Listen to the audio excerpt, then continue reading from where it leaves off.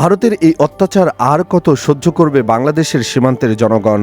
সুযোগ পেলে সীমান্তে বাংলাদেশের মানুষকে খতম করছে বিএসএফ। দর্শক, এবার ব্রাহ্মণবাড়িয়ার কসবা উপজেলার সীমান্তে ভারতীয় সীমান্তরক্ষী বাহিনী বিএসএফের গুলিতে মোহাম্মদ মোরসালিন নামে এক যুবক জীবন হারিয়েছে। এ পর্যন্ত 2 জন নিহতের খবর পাওয়া গেল।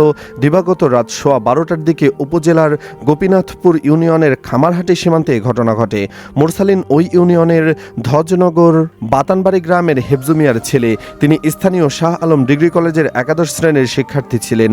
তবে তাৎক্ষণিকভাবে তাদের নাম পরিচয় পাওয়া যায়নি। দুজনের মরদেহ আগরতলার জিবি হাসপাতালে রয়েছে বলে জানা গেছে। একই ঘটনায় একাধিক বাংলাদেশি তরুণ আহত হয়েছেন।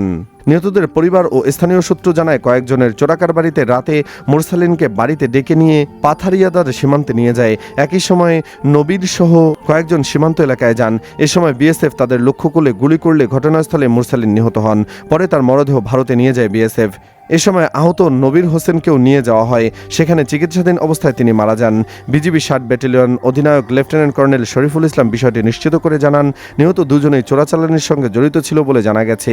বিজিবি এরই মধ্যে বিএসএফের সঙ্গে মরদেহগুলো দেশে নিয়ে আসার বিষয়ে কাজ করছে।